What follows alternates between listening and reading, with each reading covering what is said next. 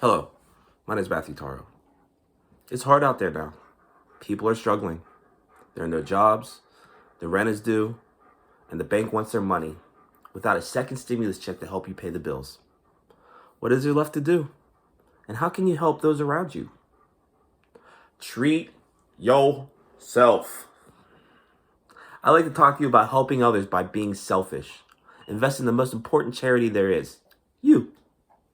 Help yourself get the fundamentals to live life well and do it tastefully by dressing like an icon instead of chasing trends. And don't go for cheap.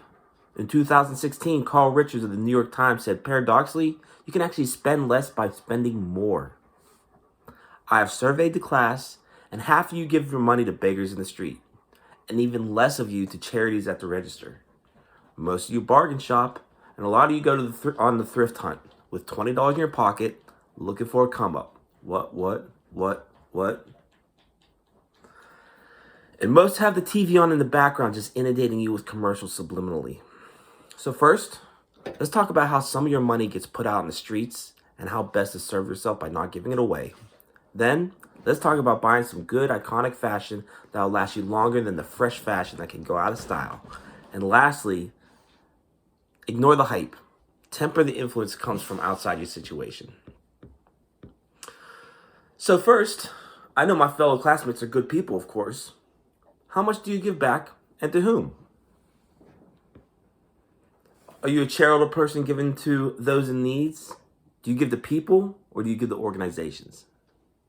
Like when you see somebody in traffic with a sign, the fake tears, coincidentally the same limp, the same leg, or when you're at the register and you swipe your card and I ask you if you want to give $1 to charities for the holiday season. Now, I know a lot of you want to go and help, but I'd like to remind you that first, most of those people are junkies that refuse social services continually.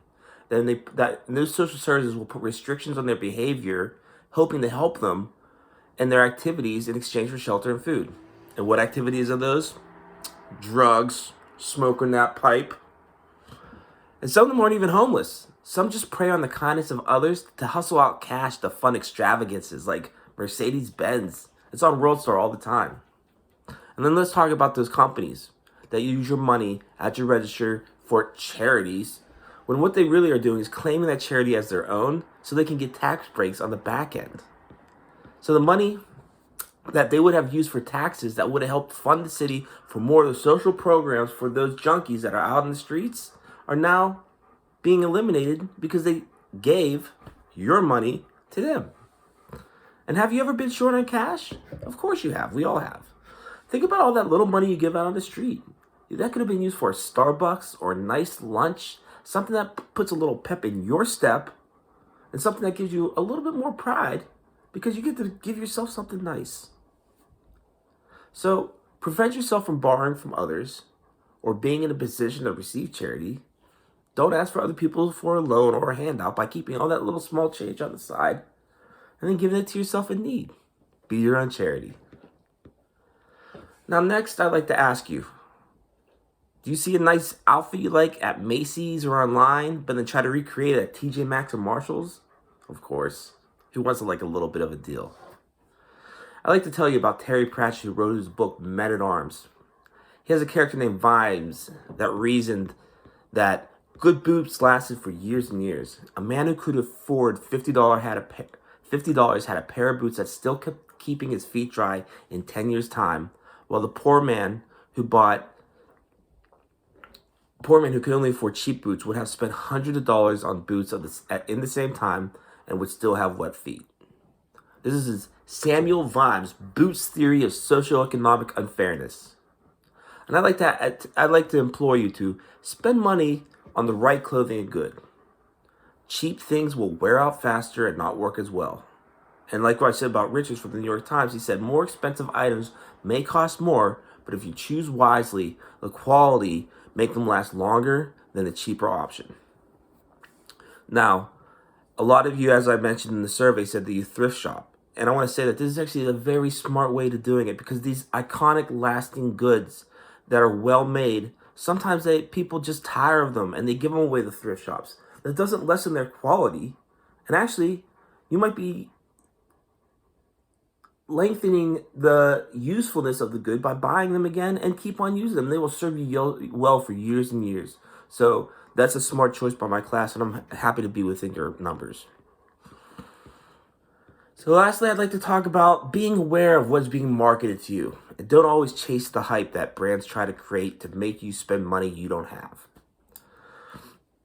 Toon and Solomon wrote, social commerce influences stages of the consumer decision-making process. Now listen to what I said. Social commerce influences stages of the consumer decision-making process. Not just takes your money, they actually influence how you make decisions. Recognize these influences for what they are and have confidence in your own identity. In 50 Cent's favorite book, The 48 Laws of Power, Robert Greene wrote, do not go past the mark you aim for. In victory, know when to stop. So if you see something shiny, you don't always have to get it if you have something that's good. Relating back to my second point. So keep timeless fundamentals around you and resist those shiny new things. Don't buy the new PS5 now when most of the games are also available on the PS4 with marginal graphical differences.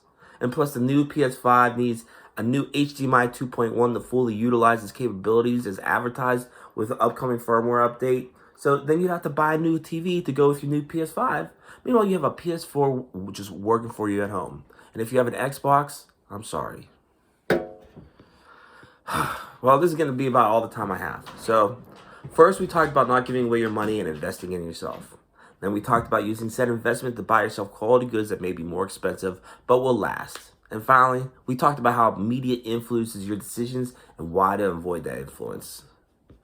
So by living a better life, you can help those around you by leading by example and not drawing upon those around you. Or as Donna and Tom say on Parks and Recreation, treat yourself. Treat yourself. Treat yourself. Treat yourself.